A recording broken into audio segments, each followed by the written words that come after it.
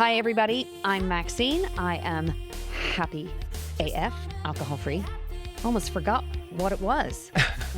And I'm Isabelle, and as you can tell by the flamingo covering my dress, I'm happy as fuck.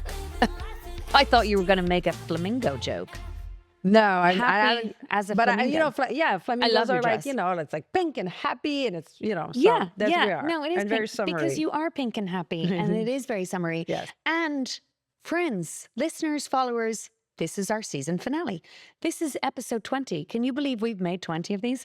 Is that where like the cliffhanger, like it's like how the season finale, you leave a little something open. You're like, did she drown? Is she dead? Oh what my happened? God. Who shot him? Yes, So maybe or that's it. did Maxine or Isabelle fall off the wagon? Oh, is there booze in this glass? Is there booze in it? Has they just Oh, said, that's a good "Fuck it"? one. I think, yes. Okay, let's work on that one. Yeah, no. So season finale, it's been unbelievable. When I think back to this time last year, it was almost around this time where we got in here and we're like, let's do a pilot episode. Oh, no, I remember I was landing from a trip in France where that was a different story. And I got a text from you saying, hey, I just thought of something. You quit drinking. I quit drinking. We should have a podcast. And it was funny because as I was landing, my head was full of stories. It was my first time going to Europe dry. Yeah. And not anywhere in Europe. Yeah. France. So I had several stories. So that was very apropos. Yeah. And then I remember, our very first pilot episode. If you go back, over the summer, feel free to go back and rewatch us. We had like this weird table. setup, and then after I watched it, I was like, well, that looks like shit. Like and that fold-up table. with a fold-up table, and we were shooting into the light, and then I was like, I can't. We kind of just jumped in and talked, but I hadn't done any research. I've learned so much. I started watching lots of podcasts because the crazy thing is, podcasts now are oftentimes people are watching them more than they're listening to them. Yes. And like even Spotify now has launched podcast video instead of just audio. So I hadn't really watched podcasts. Right. So I hadn't. And then when I started looking at all the top podcasts, looking up my friend Mel's and Amy Poehler and all of these, I was like, oh shit, we need a set, guys. We need and then we put this lovely little thing together, and because people watch podcasts, I even exfoliated this morning. Oh, did Just to you? make sure, which is a fancy word for shave. About watching the podcast. That's what it is, where you're basically shaving.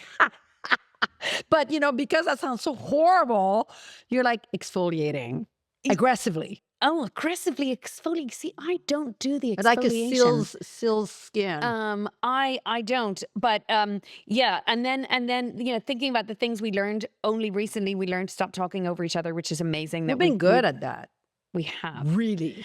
And I am parched right now. Oh my God. So I'm can we for just Cheers. tell us what we're drinking, my We're friend? drinking. We've drank that before, but why not go back? We're going back in the archives over to of this our camera drinking, here. Look, you. Right in front of my plentiful bosoms. This is La Petite Victoire, which means small victory. And it's not just a small one, but I get where they're going with that. And it's one of our favorite. This is champagne without alcohol. They actually make champagne and remove the alcohol. Yeah, this is their de-alcoholized. And everyone I know that have tried this, people on the sauce, people drinking. Yes. Couldn't believe that there was no booze. It is so incredibly similar to tasting real champagne. It's from France. It's yeasty. Anyway, cheers, chin chin, to our Petite Victoire, Absolutely. which was a whole season of a podcast. I forgot how good it was. Man, seriously. Right? It really is. It really is fantastic. And I want you to, I don't know if we ever used these before with the little etched glass. Here we are again, freaking segueing away from the shit we're supposed to be talking about. Right. But I had just started watching, going into the summer, I wanted a chunk of a TV show, a juggernaut that I You were on Bridgerton for a minute. Finished Bridgerton. Oh. But then I was like, gosh, I forget how much I love period television. Oh, so do guess I. what I just started? What? Downton Abbey. What? You've never watched Downton Abbey? I haven't, but now I am. And Wait, okay, so I thought I was sorry. the uncle one in this relationship. I'm the one who doesn't know what's out there. I No, don't no, know no. nothing, but I have watched all of that. It's great. It is so, so good. Oh, it's It really is so, good. so good. And it is the antidote to what I watch when I walk into the living room and my 16-year-old daughter is watching fucking Love Island. And I'm like, I need to see Maggie Smith in a gown to counteract what I'm seeing on that television right now. Her repartee. I mean, she has the best lines. She has the best lines. All of my best gays in New York, when Downton came out, would say to me, what the fuck is wrong with you? Why are you not watching Downton Abbey? Yeah, and at why? the time, I was just like, it seemed like such a commitment, and I just wasn't willing to make the commitment. I also like to be able to watch it on my time whenever I want to watch it. And now I've got like 8 seasons. I mean, this is going to take me through the end of the year. I have another one, and that one actually is delicious. And if anything, the amount of booze that's being consumed is going to make you not want to drink. Yeah, I almost did that to Mad Men. Oh, but I watched Mad Men. Okay. And I loved Mad Men. But here's the difference. Oh my gosh, this again, it's a whole topic that's not down here that I can't now wait to talk about. Because the booze in Downton Abbey, people often ask us, do you miss it? Right? I get asked that question all the time. Yep. And I will say, most of the time, I do not. I do not. And anytime I do, I think about how fucking amazing I feel. I would never trade it for a million years, right? Completely set with that But there feeling. are times, But right? Like there are. of So 5%. watching Downton Abbey Yes, tell me. has made me have a little FOMO because How? I realized, so I'm watching it last night and they're sitting down with their little petite glasses. Yes. And honestly, when I sat down and psychoanalyzed it with myself, I was like, do you miss what's in the glass or do you miss the glass? I miss, like, they have all of the beautiful crystal and those vintage glasses, which made me pull this out of my crystal cabinet today. And they have, but the thing is, they're not getting sauce. Nobody gets sauced, right? It is a good and it drinking. actually made me wish on a number of episodes. I just finished season 1. I was like, I fucking wish I was the girl that had that much wine at dinner and then was like, good night. That's right.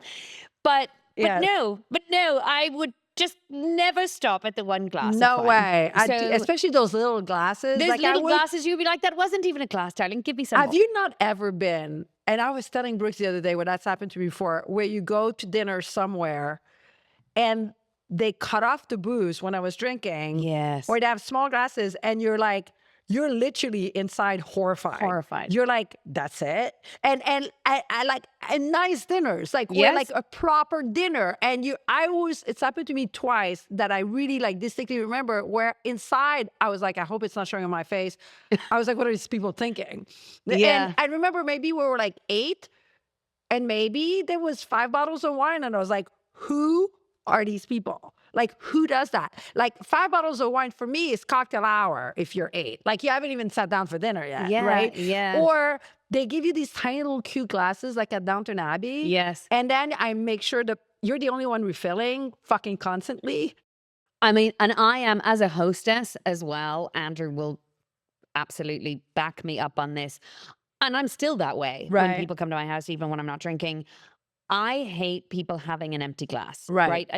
I don't know why. It annoys me. And when I used to be somewhere in someone else's house, I would never have the balls to break etiquette and go and get the wine for myself. I would never do it. So I would sit there seething and be like, nobody see my glass is empty. And every now and again, I would say to Andrew, why don't you go get the bottle of wine? But that's so funny. But the ends of those, or if you're at places where it's like wrapped up, if you're ready to be done, or the restaurant is like the bar is closed, that always for me led to, well, I know there are other places where I can go and get alcohol now, and then it's nightcap time. And then it's downhill from Yes, but I'm talking like in people's homes where they're like, okay, like anyone wants a coffee, and you're like, are you fucking kidding me? I've had like 3 glasses of wine. Like, that's it? Like you can, but the thing about being at places where people don't refill there, and that's happened to me many a times. And, you know, I'm honest to a flaw, which is good. But the bad of that is I'm the asshole who gets up and like, go get the bottle and refills her glass. Right? I'm like, yes. I mean, there's, I think that's also why I love Downton Abbey. And my kids mock me all the time about, I am such a stickler for table manners. Like Right. it's just a thing for me. I'm like, have etiquette. And if you don't learn it, you don't know. That's right. Right. And Right. also, I have discovered how differently we use silverware and consider table manners in Europe than we do in America. Absolutely. Like when I see Americans stabbing the food with the fork and the thing, I'm like, you look like That's a really caveman. bad. I need you to stop doing that. Right. But so I give my kids, That's and my what's really kids are bad. like, why am I putting the food on the back of the fork? I'm like, I don't know. That's just the way I want you to do it. So watching Downton Abbey and all of the napkins and the things, I'm like, oh my God, I'm so happy. Why didn't I live back then? But anyway, yeah. So that's your drinking trigger because they drink pretty. they drink pretty. They're drinking out of pretty things. Whereas in Mad Men, Don In Mad Draper Men, gets sloshed. sloshed. Yeah, so yeah, then yeah. you're like, yeah, In I Mad don't Men, you're do- worried about their livers Oh constantly. yeah, I was like, right? I remember the amount of smoking, and I was like a fierce smoker, Mhm. and you would think that I would have triggered like, oh fuck, I really want a cigarette, but no, they smoke so much that I was like, thank God I quit. Like I could Yes. feel my larynx like Yeah. all gunked up after a night of smoking, looking at Don Draper. yes. So actually, talking about this, if I ever have FOMO from booze, I should just watch an episode of Mad Men. Right. And then you'd be like, oh my I gosh. think that'll take care of it. Yeah. You know yeah. what I mean? I have, oh my gosh, so many things to catch up on. First of all, we've been all over the place, Oh, right? Both of you us, which is have what we haven't seen more. each other. I have. I just got back, and actually I have a great story about this. Those moments when you have the FOMO, and then maybe a few hours later or the next day, you're like, oof, I'm so glad I do miss out on that now. I was Let on a me cruise. parenthesis on that before you go on your cruise, Yes. because that's a good point. You're from a business. A reminder that it doesn't last as long as the next As day the where ne- you're oh like, my thank gosh. the Lord. Yes. Right? So It's much. minutes. So Right. much. So I was on a cruise, and I always have to preempt this now, because I used to be one of those people where I would say, oh, I'm not a cruise person. Thank you Right. very I'm much. one of those. I I'm was. one of those. I know. I have but I may You'll turn tell you. me. I may Okay. turn you.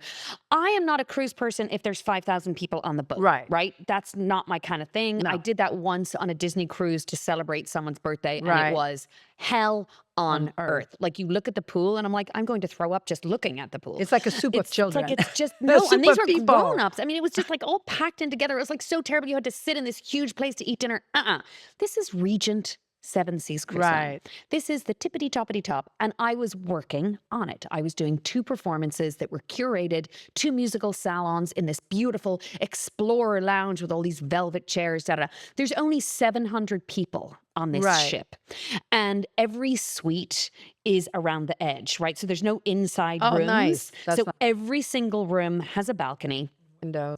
It had the most unbelievable food. Mm. And of course, people say to you all the time, it's all inclusive, as most cruises Mhm. are. You get on board and everything is taken care of, apart from any extras and Right. things. And people are like, why would you do an all-inclusive cruise when you're not drinking booze? Right. Rhymes. And let me tell you, I wasn't concerned, because I often think the higher up the chain of hospitality you go, the more likely they are catering to alcohol-free people. And had you given them a heads up, like at your resort this winter, where you said, hey, listen, could I have some non-alcoholic option? It's all inclusive. That Had was you done- beaches. I did. Right. Thanks to you, we But called did them in you- advance. I did nothing with Regent, cruise. right? Got it. Also, I was working. So I was going Understood. on board Right. as a performer. Now, my family came with me because it was in Alaska. Sure. We all wanted to see Alaska. So presumably you weren't paying because you were. Yes, no, Right, no. I mean, understood. part of my contract was Was I that. perform, and Got they, it. but the non-alcoholic options were No. incredible. You're kidding. Incredible. Even non-alcoholic Everything. wines? Champagne. What? White champagne poured at dinner, white wine. And once the first night I sat down and said I was alcohol free, my in-laws are also alcohol free They now. are? Yes, yes. They listened to this podcast and they stopped drinking. Oh, no. What do you mean, oh, no? I didn't know that. Oh, yes. We actually are influencers. Oh, shit. We are influencers. Shut up. We are Boob up. atheist influencers. Wow. Yes, no, absolutely. So once we had our first meal, then the team on the catering side, on the hospitality side of the cruise, had noted that in our accounts. So every time we went to dinner, they started us off with the non-alcoholic champagne. Andrew My had God, regular what brand? drinks. Do you remember? So the brand of alcohol-free champagne was Pierre. I'd never heard it before. Never heard of it, so I need to look Yeah, at how yeah. was it? Was it It good? wasn't quite good. It wasn't Petite Victoire, But it was okay. But it was absolutely good. Their Chardonnay was What was it? fantastic. Okay, what All was it? same brand. Wait, Same brand. I don't so know clearly that they have a brand. contract with Regent that they supply the alcohol-free liquor on Called board. Pierre. Pierre, I'm gonna as Google in it. the French name. Yes. And they had another. Oh gosh, I'm going to do a post about it because What was the red? The red was, we've seen it. It's got the beautiful flowers on the bottle. Is it called Luminara? No. I'll have to look it up. Okay. But I'm going to do a social media post about it because they really did an amazing job. But on top of that, every single cocktail, I mean, there's restaurants. One of the Yes. restaurants was called Pacific Rim, and it was like Nobu. Like it was Wow. Asian fusion. It was so, so delicious. But their main observatory lounge has a mixologist. And every night he was like, what do you want? And he made me a different alcohol-free drink at any moment I wanted. Wow. He was like, even if the mocktails, if there's something on there that you don't want, tell me what you do want and I'll make it for you. So they had one drink, their alcohol drink was called Navigator, and he made me an alcohol-free one with Lyre's alcohol-free gin. I love It was that. like a gimlet. No. And in the beautiful glass, and me sitting, they had an alcohol-free spritz that was Yeah. I don't know if it was made with Yeah. Wilfred's, but Right, it but it was was so delicious. So it was incredible. The alcohol-free experience on board the ship was amazing. The food was amazing. The staff were amazing. Now, I know that you have said also the sustainability, right? I'm a tree hugger, is so an issue yeah, for that. But let for me me, tell you, yeah. again, all the shout outs to Regent Seven Seas Cruise Okay. Line, no plastic, no Good paper. for them. So you got a water bottle in your suite when Right. you arrived, and there's water stations all over the ship where you fill with sparkling, ambient, Right. chilled water. When you go to the coffee dock to get your coffee, no paper cups. It's Good for It's a them. ceramic cup, and you bring it back or you leave it in your room. So there was a real awareness Right. about sustainability. Here's the thing, though, that I found heartwarming for me, because I'm Irish and raised as an Irish Catholic, I constantly have guilt. Right. Whether or not it's Oh, deserved. it's like, yeah. Where I'm like, oh my God, this luxury, this level of Catholic privilege in a guilt. world where people are starving, Yeah. da da da. I mean, I do think about that. Right. And I am very aware of it.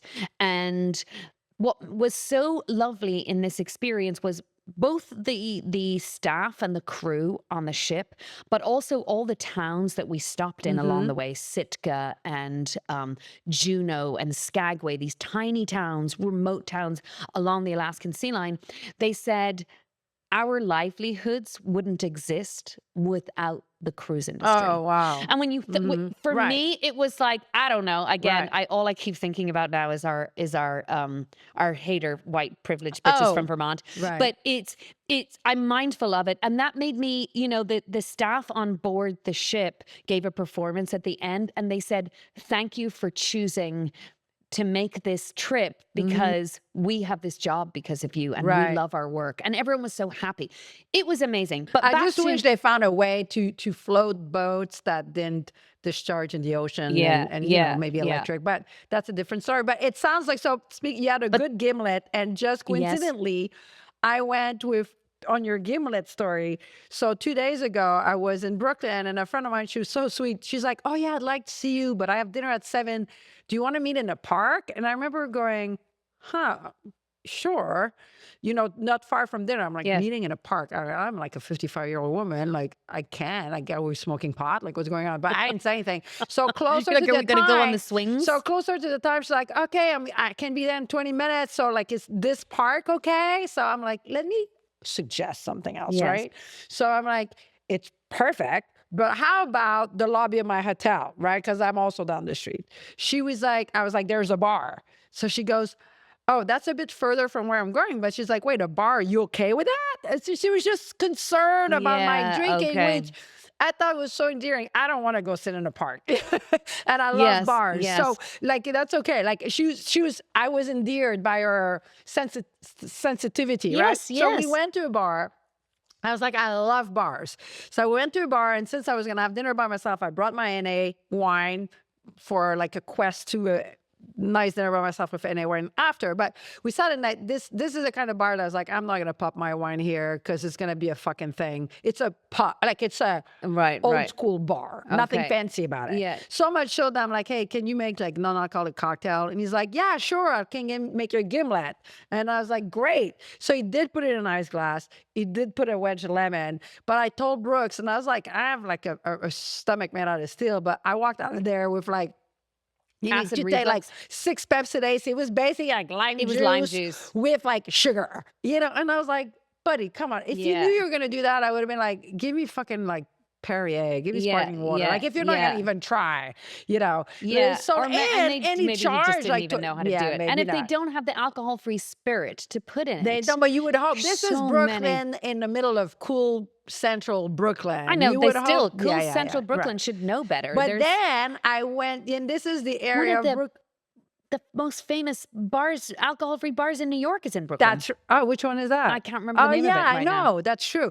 And then on my way home, I've tried. This is the area where I used to live, and a couple of places will let me drink my stuff, and a couple of places was like, no problem, we'll charge you $55 corking fee, which is absolutely ridiculous. Outrageous. Especially that those places, Yeah. the food's not that expensive, right? Yeah. So I tried my hand at a French place called Chez Moi, right? And I'm like, I'll sit at the bar, and before I order anything, I'll ask the guy, and if he says no, I'm like, fuck it, I'm going to my sushi place that they always like, hey, here's your glass, here's Yeah, a bucket yeah. of ice, no worries, right? So being French, I'm like, they're gonna be obnoxious about it. So I come in, I'm like, listen, I have a weird ask before I have dinner. I have my non-alcoholic wine. Is it okay if I drink it here? I'm willing to pay a corking fee as long as it's reasonable. And the guy's like, yeah, no. I'm like, all right. He's like, no corking fee. I'm like, oh, okay. So no problem. Let Right. me drink. And then the lady next to me was like, can I taste it? So this has happened to me 3 times. And it made me think of that article we're going to talk about in a minute that talks about alcohol and social glue, Yes. which gave me FOMO for a minute. And then I realized that when I go to bars, not drinking, I still talk to random people. Yes. Yes. Top us off. So Jesus. you sent me the a video, right? A social media video. It was Right. I was on Instagram of this guy. Look, there has to be Explain push the and article. I'm going to, but there Oh. has to be push and pull, which is why you see more of this. I get really triggered by the wine mom culture now yeah. that's stepping up and saying, fuck all these bitches who are not drinking, you know, it's my sanity, blah, blah, blah. And I'm like, again, where you're not looking at the bigger picture. So this guy, you know, it was a GQ article, and I guess the guy is a writer for GQ. I don't remember his name, never heard of him before. But of course, you know, the algorithm, I And he's think the health- sometimes just wants to like trigger you. He's the health writer. He's a remember? health writer. Right. So he's, Yes. he's the guy, just to make a parenthesis, I think his rage was misdirected, but he's the guy who writes about counting your steps and having like a Yes. that Yes. ring on your finger and checking your sleep quality and all that Right. stuff, which I don't But we're not partake. reading. It's not a scientific But that's journal. what he Right. does, So right. he's just, you know, a journalist writing about Correct. about health in a men's magazine. But an article that is headlined, "My resolution is to drink more," is such, first of all, bullshit Right. rage baiting and clickbaiting or whatever it is. Sure enough, it got me. When you sent me Sure. the reel, I immediately went to read the whole article. I didn't have enough eye rolls left in me to get through the article. Maybe that's why I had dry eye because yesterday. Yeah, yesterday I drove back home. My eyes were so dry, and I I told was Brooks, I think like- I'm eye rolling too much. I mean, eye rolling, I was like, oh. I'm like, every single paragraph, I was rolling my eyes more. And you know, the idea behind this is, which we're hearing more and more of, and I've had interactions with lots of people personally and online about this, which is, well, it's the social glue, right? Alcohol is the thing that allows us to go to a bar and talk to strangers. And to go furthermore, he was saying that after he had quit drinking for Yes. 4 months, he got into deep depression Yes. from the lack of and interaction. wasn't hanging out with his friends, and people were thinking he was boring. So the first thing I wanted to say to this guy is like, I don't think you have the right friend circle. Okay, if you're not willing to hang out with your friends unless you've got a couple of They don't like cocktails, you that much. then I feel like maybe you're not aligned with the people. Right. Okay. And we both learned that Hmm. when we stopped drinking, our friendships changed. Some people completely fell off the cliff. Some people we see much less of. And we realized that those relationships were grounded in alcohol, or there was a foundation of boozing. That's what kept us coming back to each other. Hmm. And when that's gone, then you're like, oh, interesting. That was the glue that was holding us together. Right. This guy is talking about being depressed and not being able to go to a bar when he wasn't. But and also one of the thing, and he gave me FOMO for 2 seconds, and then I went over it, and we'll talk about it in a minute. But he added to that, or what I understood anyway, that one of the part of the depression was that he no longer could, according to him, go to a bar and have these random conversations Absolutely. with strangers. Yep. Right. Yep. And that affected him deeply in his social interactions to not have that. Yes.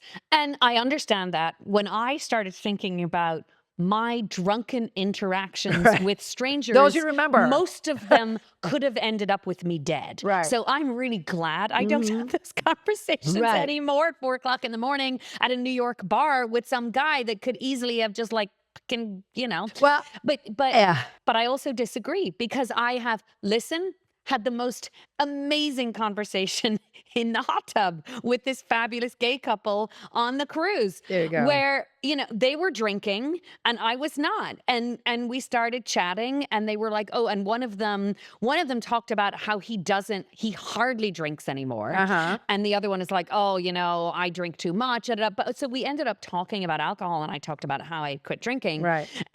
But we had a fabulous conversation. Right. And look, it depends on how you put yourself out there. I also know that you and I are not wallflowers, so we're not afraid to talk to people. And I know some people have social anxiety, and a lot of times people are looking at the alcohol as being the crutch that you use to get in the door to open a conversation. But I think the problem with that is we're not addressing the root of it. Right. We're not, if you're saying I'm too anxious and depressed without alcohol, then I feel like you need to take a step A different back. tool, maybe, or use a different tool, What perhaps. is it that, Right. and I just don't think that pushing alcohol is the right thing anymore. I just No. don't think it is. And I really believe that in all of my experience as just being better informed. I am not a doctor. May I say it 1,000 times? No, I have and if people are listening, I think we need to stop apologizing that we're not doctors, because if anyone's looking at us for medical advice and they haven't gotten it yet that we're not doctors, then no. I can't help people that are stupid, right? Yeah, And but I we're guess, not, like, come on. again, but I love to remind people that Right. we're not here We're to tell you not. what to Yeah. do. But my opinion is that a guy like that pushing alcohol is bullshit in this day and Right. age. Well, I will tell you that for 1 second, he gave me a little FOMO. Okay. For 1 second, I was like, because then I was like, the part about randomly going to bars and meeting people. Because I do remember that when I was on the sauce, Brooks and I would have dinner at a bar. We like to sit at bars. Yes. And inevitably drink too much, because Yes. that's what I did every single day. And we would random talk to people. Now, this wouldn't carry in the rest of our lives. We probably wouldn't keep talking to these people ever again, but they would be these fun, silly conversations.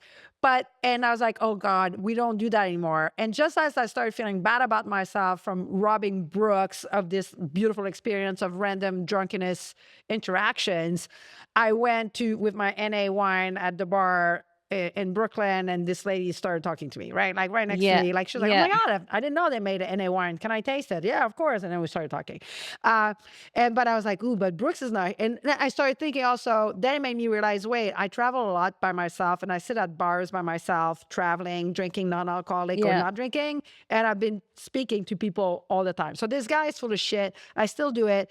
And in the context of not doing it with Brooks, I was like, I think it's because now we're in our 50s and it's less interesting. Yes. Because he still drinks. That's 100%. He still drinks. And I was this like, guy is probably in his 30s. He is in his 30s, And he may not be married. He may be, he was blaming his non-drinking for having less sex and less fun with his wife.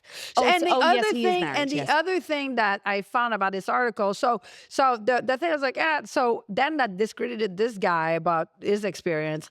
And the second thing, I felt I know you can't responsibilize a GQ writer, but I felt it was somewhat almost irresponsible It was for 100% all the irresponsible. people that are trying to quit drinking, quit Correct. smoking, quit heroin, quit cooking, to be like, you might, like, you're going down the road of isolation, buddy. And I like, that's Yeah. what the message Yeah. was. It was. It was. And Is if I you quit was drinking, you're going to have less sex, you're going to gonna have meet less less people, you're going to friends. feel depressed, you're going to, Yes. and I'm like, listen, and he's talking about his lived experience. Right. So fair play to him. That is what happened to him. My point is, do you not think, gentlemen, I can't remember his name, do you not think maybe you should look a little deeper as Right. to why you need alcohol to have a date night with your wife?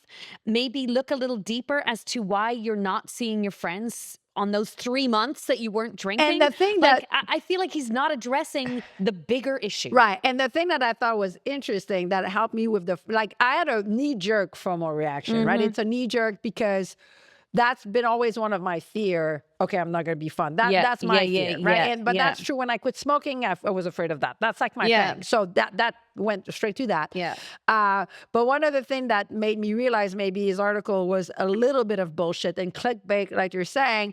He made that, for instance, got me. He goes, and when I was playing pool sobers and pubs, I realized I don't even like playing pool. He just likes it drunk. So, well, maybe why are you doing? So basically, It's wait, like there was you're so many- doing something Yeah, drunk yeah. that you usually wouldn't like doing, and Yeah. that's a good thing. Yeah, I actually really wanted to say to this guy, I want you to sit down with a therapist. I want you to sit down and tell someone all of these things, and maybe you're going to uncover things like, I hate pool. And by the way, the other thing too, this guy's a health writer. And the other good thing about drinking that he was mentioning is if they have enough fun, sometimes they'll even have a couple of cigarettes. And I was like, wait, now everybody agrees that there's no Yes. qualities on having a cigarette. There's no positive, but all of a sudden that's the hallmark of having a good evening. Yeah. You're drinking and smoking. So where now does it stop? And you're like, and if you're having a couple of cigarettes, a couple of lines of Coke's not going to hurt because anybody the either. Coke is the way to be able to drink more too. So I'm like, oh, wait a minute. So I'm glad I read the whole article, because when I just read the snippet on Instagram, I had that knee-jerk FOMO. And then when I read the whole article, I was like, wait a minute. That's what happened to me too. I was guy's like, an asshole.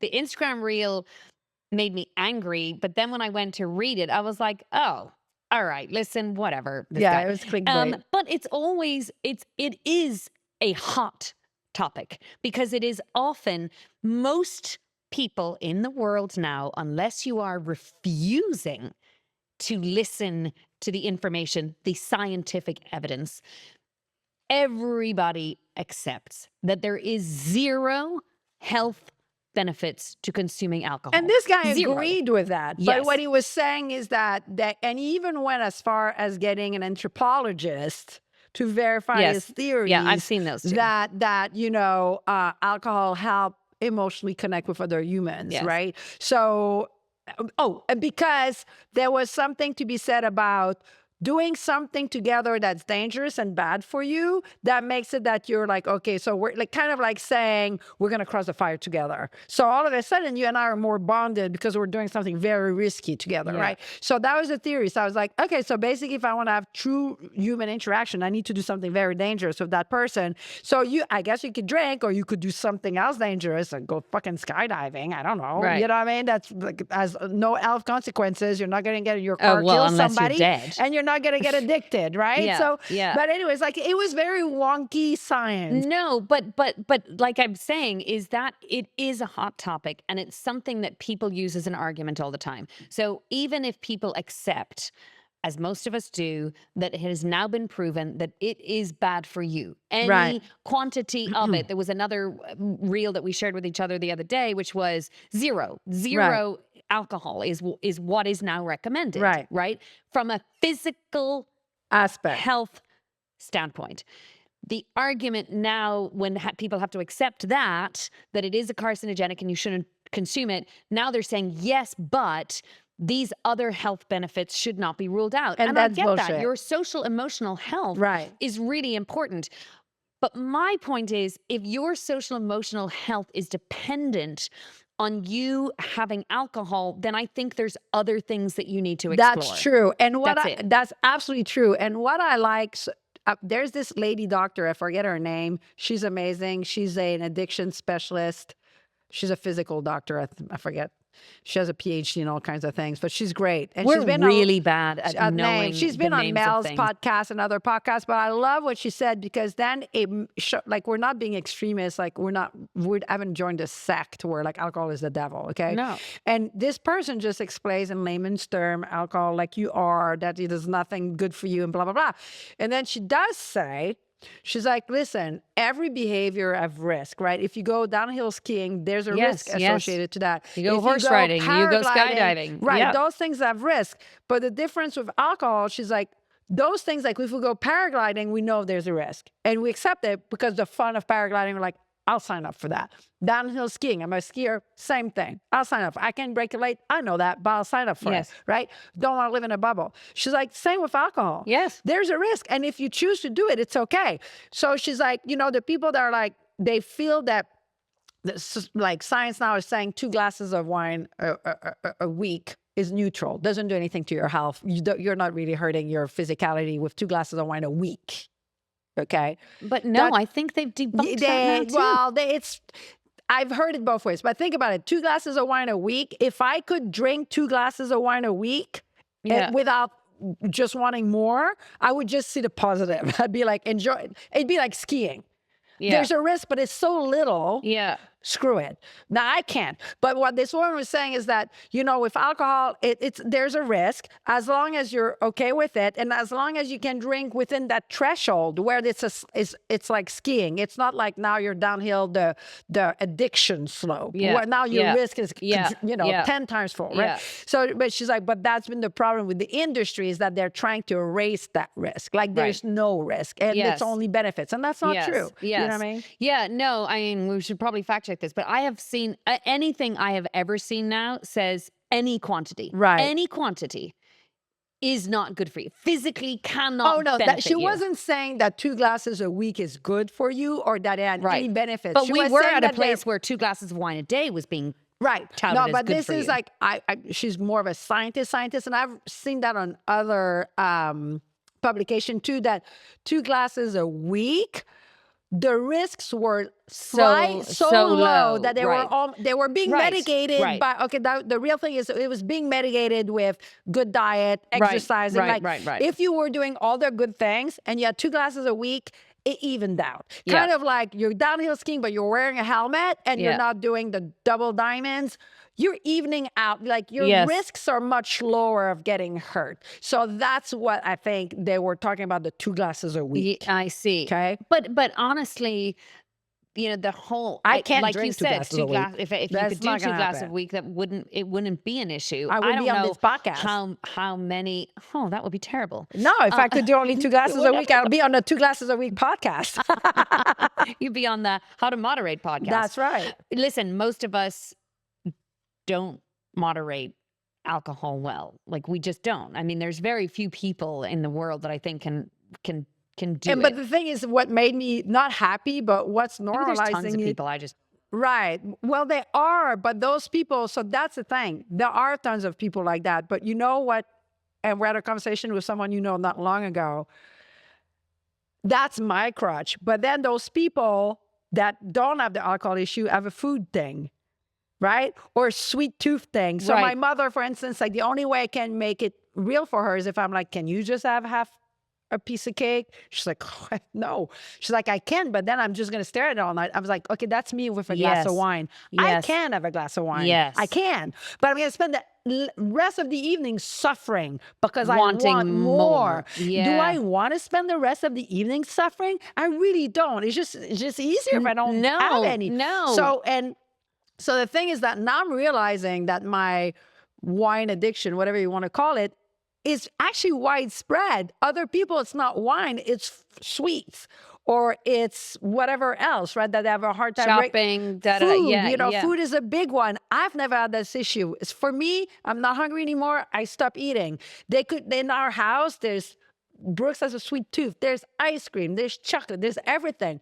I'll have a piece of chocolate. I won't even finish it because it's not my thing. Yeah. Right. So my point is, like, the alcohol thing is part of a much broader conversation. It's what is your dopamine Yes. trigger? Yeah. Yeah. And how do you live with that? Is Yeah. really what it is. You know what I No, mean? it's absolutely the bigger question. Right. It's just like, why are you reliant on this thing to make you feel good, or make you feel like you can do all of these things only if you have it? I mean, the point that you made there is one of my favorite benefits to not drinking anymore, because I did have massive periods of my life where I wasn't binge drinking. Right. But I spent a lot of time thinking about it. Oh, I God, talk about yes. the times I spent thinking about drinking and then thinking about not drinking. So what you're saying is that even though you weren't actively participating in the act of drinking, basically you were still wrapped up in alcohol because you just had it in your Constantly, brain all the time. And it's almost every day. Am I going to have a same. drink tonight? No, tonight I should not drink. Right. Bullshit. Why do I have to have that thought? Or on a Friday night, okay, I'm going out tonight. I'm going to have one drink before dinner. Then I'm only going to share the wine. Then I'm not going to have a night. Oh my God. Thinking, Right? Yes. exhausting. For me, and like you said, there's probably tons and tons of people who never think about it. They go there and they have a drink and they leave. That's it. But there is a massive amount of people that I know, and that clearly we know from this Right. podcast, who have these problems. And you know what makes it difficult? And maybe I talked about this on this podcast before. I don't know. But those thoughts you're talking about, we weren't carrying them outwards. So people don't realize. Yes. So they'll tend to be not malintentioned, but be like, are you sure you couldn't just have a glass? I mean, I've never seen you drunk, Isabelle, but they don't know the amount, how many times I Yeah. set out for a glass and I ended up drinking a bottle and a half. How many times I was like, okay, Monday I'm not drinking. And all of Sunday, I was like, how am I going to do that? And by Monday at noon, I was like, fuck that. And they don't know that I started drinking at 2 p.m. Yeah. and worked at the same Yeah, time. yeah. Because I wouldn't have lied about it, but nobody was asking. Right? So, and that's like, at first I was like, why are people like insisting that I could moderate? I'm like, because, and then I realized because not they weren't inside in your our head. head. They don't know these battles like you're talking about. It's so true. It's so true. And that internal battle, I come back to that statement that I told you my aunt made many years ago. right. If you ask the question of yourself, am I drinking too much?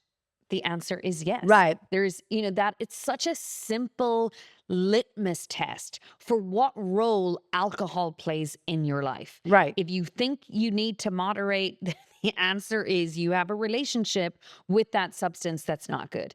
Yeah. And the thing that I find a little bit more difficult about quitting alcohol than I would imagine would be moderating food or something, which I never had to do, but is that people understand if you're like, oh, you know what, I'm trying to lose 10 pounds, or if I have sweets, like I don't see the bottom of it. Like people understand and they'll respect that. Yes. Whereas I feel as though there's still a stigma around not drinking, not like it's way more accepted, but there's still a stigma like this article. You would never see an article, I don't think, of someone that said, I went to lose 10 pounds and that's bullshit. I'm getting off the GLP-1. I'm having anything I want to eat. I was far happier when I was 100 pounds heavy. Like they wouldn't publish that. Or would they? I mean, I don't No, know. I don't mean, think so. It's every single one of these topics is so loaded and polarized, when at the end of the day, when people say to me, oh, so would you just like a world to be alcohol free? I'm like, no, absolutely not. And my husband still drinks. So many of my friends drink alcohol. I have no problem with it. Right. But what I'm saying is I know how I feel. I know what now, almost 2 years without it in my life, I know the positives. I know the benefit of it. And it's really interesting. I wish I could find the clip where someone, it was on one of those sobriety podcasts and, or TV show. It was on Instagram. Right. And the guy was saying he'd been sober for 15, 20 years. And he was like, it's like the gym. Do you ever see someone coming out of the gym and having worked out and having great success go, oh God, I wish This I never sucked. did this. You know, he's like, I have That's never, really funny. and he said, That's really funny. I have never, ever, ever met a friend or an acquaintance or someone on this alcohol-free journey that looks back and go, you know what? I wish I never quit. Right. Except for this That's guy. right. Except for this guy. That's so funny. But, That's so funny. So, and we've talked about this often too. It's getting through the white knuckle Part. phase that Right. I think is hard for people. And also realizing, like, for instance, like you do the podcast to help out. I do the podcast. It's like free. It's free therapy. Again, my friend Kim the other day is like, "How's the podcast doing?" I was like, "I don't know, but I know it feels great for me." And she's like, "You don't know." And so I was like, I have no fucking idea. But like, it's like, thank God it's saving me. Like, it's very helpful. And the point is, like, even almost 2 years into it, yeah, we still like when that article, for instance, came out, it gave me a little FOMO, and I was like, I can't wait to debunk that with, Maxine, or there'll be instances like family can be a big trigger. Yes. You know, like, and I was telling that to a friend of mine. I was like, I never feel bad that I don't drink, ever. But around family, that's the only time that I feel judged, and I don't even think they do anything. Yeah. It's in your head. Like, family is a tough one. And listen, this is free therapy for me too. Right. But what we have done, which is perfect that we're talking about it in episode 20, season 1 finale, is I thought when we started this, the catalyst for me was, oh my gosh, we have all of these stories that will help other people on this journey, right? And that is, believe it or not, in a massive way, which I didn't realize was going to happen. We just had our monthly team meeting and we crossed the 1 million views Rubicon. There have been 1 million views collectively. And actually, we launched the podcast in November of 2025, right? That was our pilot episode. And we were kind of figuring our shit out and I wasn't tracking anything. Actually, it was just me, you, and Andrew at that point. We hadn't even brought on anyone else. And so we didn't actually start tracking data until January of this year. So it's not even the whole season, but 1 million views and a really high click-through rate, and people are engaging, and so many of the comments are amazing. Someone wrote the other day, which is not our demographic, by the way, because this person, or else I look way older than I think I do. This girl wrote on one of the episodes, "Oh God, I wish she was my mom." Oh, that's so sweet. It was so sweet. And then someone below that went, right? Yes. Nobody wants me to be their mothers. Man, I'm very motherly, y'all. I got a garden. But our demographic is 45 to 65. That's so sweet. I'm hoping this was a 20-something that said that. But anyway, those comments or the people, like, the other thing is when you look at who's listening to us, right? 85% are women. They're in the 45 to 65 age bracket, largest percentage. Obviously, there's outliers on all of these. Biggest following is in, not surprisingly, the US and Canada. But we have listeners in Ireland. We have listeners in the UK. We have listeners in Australia. Which I love, Australia. Amazing. And oh my gosh, the connection. So it's a perfect segue. Did I tell you the story about my Irish cousin who wasn't at my wedding, who wrote to us on the podcast? Yes, you did. But I'm not sure if I talked about it on the podcast. I haven't seen her in 20 years. Maybe you did not talk. Maybe it's when I ran into you at the theater play. Maybe. Right. Yes, which, by the way, was funny because we have a little theater in town, and I go to the theater play, and they have a cute little bar, right? Yes. Just before, and people gather there and socialize, and they give you a cup with a lid, a reusable plastic cup that you should wash and take home. So, and I used it before for NA wine, and I brought it back with me full of, Brooks was like, "Don't forget your poison." So sweet, right? So I bring my cup full of NA wine, and I ran into you right at the theater, and I remember for a minute, I was like, I wonder if she thinks I'm on the sauce, like in hiding, because it looks like so much. And I was like, hilarious. I was like, First of all, I remember, know was like, you it's are. not wine. I know you are as secure as I am in our Yeah, I'm alcohol-free not drinking again. commitment ever again drinking alcohol. But first of all, it's not a little theater. It's the Dorset Theatre But I call it Festival, which little is what because it's I not a mean. big It's a small space. theater, That's but it what I is the mean. Dorset Theatre Festival. It Right. is run by two adorable friends of mine. It is high level summer theater, Oh, yeah. But I and mean, it's a small no, structure, it which I is. love. But if you're listening, Ryan. And Will, I don't know. Do they not have alcohol-free wine behind that bar? I Because don't think they do. I bring my own. that is the theater that I credit to bringing me back to dramatic acting because Well, I there you performed go. in a show a And few to seasons talk ago. about a random, so there was a man sitting next to me as with his wife, and I'm sipping non-alcoholic beverages. We got deep into conversation, and next thing we know, we're exchanging emails about bird watching. I'm not even a bird watcher. Like, how did that happen? And it could have been a drunken conversation. Yeah. Okay, and we like got into it for like 25 minutes, like, and it went sideways from birds to like everything else, right? So, Yeah. and I hadn't thought about that, but there goes a random, like complete random guy I don't know Right. and his wife, and we're texting each other. So there you go, it can happen. Yeah. Man, we need to write back to that fucking JQ guy. Oh, please let We let won't him bother. let him drink. What were we talking about before the theater festival? All the demographics that we're Oh, reaching yes, out. yes, yes. Oh, so my cousins. Oh, Oh, gosh. your cousin. Yeah. So she and I didn't have each other's number. She's not on social media. So she wrote on the Buzzsprout, which is the host for our Right. podcast, a note that I don't check, but our amazing Priscilla, marketing director, checks. And she was like, here's a screenshot of a message from a cousin of yours called Janet. And I read it. I wish I had it on my phone because she's from Cork, where I grew up. Right. And she is the archetypal Cork woman. Which Which is? is, she's got this lovely Cork accent. She talks like this, and she wasn't. And she was like, Jesus, I wasn't at your wedding, but I do remember the stories now being told about it. And she was like, listen, I listened to the podcast because I quit the sauce 3 years ago. No. And I crack up listening to ye. And I was like, oh my And do you gosh. know why she quit? She was like, and I quote, I had to quit the fucking sauce now because it was going to kill me.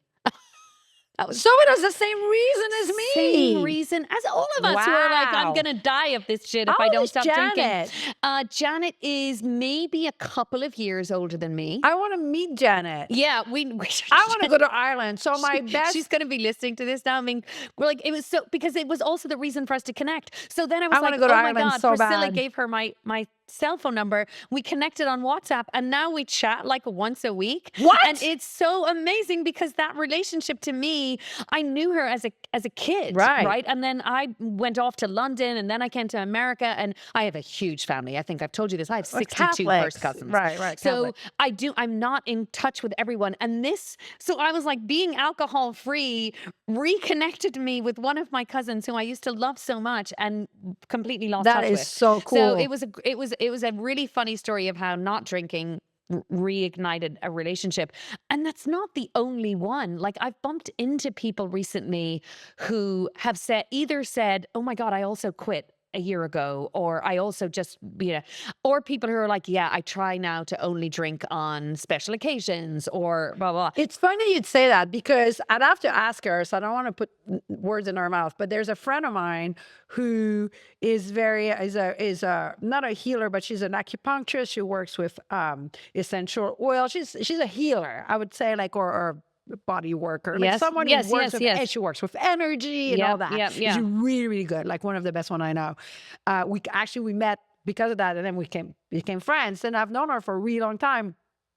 And she had quit drinking long time ago. She will only drink when she goes to France. Her husband is a chef for ultra net worth individual. And when they go to south of France, she'll have rosé there. But that's it. That's once a year for a month. She can do that. I cannot. She can. And then she comes back and she's off the sauce. And for a while, we had distanced ourselves and I didn't know why. And I never asked. Okay. I just felt there was a reticence to hang out with me. But I figured I'd let it ride. And then I moved to Vermont. And so she found out, she's like, let's have, a lunch. So, since you're moving out of Brooklyn, I'd like to find out why you're going to Vermont, all that. So we did. I was still drinking. And that kind of rekindled it a little bit. But then when I quit drinking, I feel as though it really rekindled. And I wonder if, I might ask her, I wonder if there wasn't a little bit of, Yeah. she's doing energy work, she's off the sauce, and I was drinking heavily. Yeah. Like, Yeah. you know, we'd go out to dinner, I'd be having 4 glasses of wine at least. And Yeah. that's after I've already Cocktail had hour. wines at home, right? And I think they might, I was feeling a disconnect. And now Yes. that I'm not drinking anymore, I'm like, shit, I think that might have been part of the disconnect anyway. Yeah. You know what I mean? Yeah. So it does rekindle friendship. No, it does. And we've, to go back to, as we wrap up this episode, the motivation to keep going, because it's a lot. This has been a huge undertaking, and it took on a massive life that I was not prepared for, either schedule wise or all of the things that we had to learn. But every time we get a comment from someone somewhere in the world that says they enjoy it, or they love listening to us, or we made them laugh, or we made them feel part of a community. Community Right. is everything Yeah. as human beings, right? And the fact that we are building this community means everything to me. And it means that during this period that we're off, we're not off, but we're not filming new episodes over the next couple of months, is we're going to continue to build the community in different Sure. ways. Yeah. Yep. So here's to our listeners. What we need from you is, while we're away, first of all, follow us on all of our socials, because that's where we're getting all of our new listeners from. They see a clip and then they're like, oh, I would love to listen to the rest of that, Right. or I would love to watch the rest of that. So you can find us on YouTube. You can subscribe to us. We would love you to do that. Follow us on Instagram, Facebook, TikTok. We're on all of those platforms. Of course, you can listen to us traditionally like a podcast on Spotify or Apple Podcasts. But our website, which is happyafpodcast.com, that's where this summer we're going to do a questionnaire, because we want to know, what should we do differently next Right. year. We're definitely going to be launching a guest program, so we'd love to know who you'd love to have us talk to on the show. We've got a couple of really exciting guests coming in for season 2. We're going to be working with partners for Liquid Joy, but we want to know from our listeners what you loved, what you hated, and share that with us. So you can do that on the podcast, and we're going to be launching a newsletter. So it'll be a monthly newsletter that talks about everything that we're doing and guests, and you'll have links to the Liquid Joy. We're going to share photos throughout the summer of things that we're doing. So that's happyafpodcast.com. That's it. This has been amazing. It is. It's been a really fun experience. Somebody told me the other day, my email signature says singer, actor, and someone was like, you got to put podcaster in there now. Oh, and influencers now. I don't know about influencer. I don't consider that to be a flex. You influence your in-laws to stop drinking. Well, so that there is you go. true. That is There you true. go. But I've loved every single one of these episodes. So We did have to I. give a shout out to our numero uno guy, who's never on camera, Andrew? but he's always I know. behind the glass over there. And by the way, so he's gonna hate my saying that, but I walked in this morning and Andrew has been working out and eating healthy, and he fucking looks hot. Thank you. That's my I husband. noticed, remember? Back up. And by the way, thank you for not falling asleep like my old therapist used to. I You've have been never like the fallen asleep best once on you. therapist. I mean, I don't No, even know I how told you that. Sorry, anybody could fall asleep on you. My therapist used to nod off. Yes, I on remember me. you telling me that. Unbelievable, right? No, I've never fallen asleep on you. Never. Thank you for doing this with me. It's been such a great experience. So thanking Andrew, who's just been The hottie. just the pillar of strength back there, and doing countless hours of audio editing to make it all sound good, to our new team member, Andrew Walker, I was who's gonna say. helping my Andrew with the workload of editing the videos, which is such a big undertaking. Our amazing Priscilla, who is now a little bit lighter than she used to be because she got her appendix. She did, and apparently she has a story Same, for you. yeah, same. We shared the appendix nightmare She bond. she works on the social media. She does all of the clipping and posting, and collects all of the data along with Christopher, who helps wrangle all the information together so we do things better going forward. Right. We're all about growing. We're such newbies. Season 1, another very, very, very successful podcaster told me the other day, she was like, do you know, I think she said like 60% of podcasts fail after like 5 or 6 episodes. Really? So Wow. that we're 20 episodes and 1 whole season in is a big accomplishment. It is a petite Cheers. victoire. It's a Petite Victoire for Cheers sure. to us. But guess what? If nobody was listening to this shit, we wouldn't be doing a season 2. Well, So- that would suck for me because I don't know who I would talk about all my problems. Jesus Christ, we're still friends outside the I podcast. know, but it's so much better to just put it all out there in a microphone. It is. It is. I love it. I love you so much. I love you so much too. Thank you for our listeners. Thank you for making season 1 such a special experience and such a success. Because of you, we'll be back for season 2 in November. So don't forget to sign up to happyafpodcast.com, sign up for the newsletter, follow us on socials. I'm Maxine. I am happy alcohol.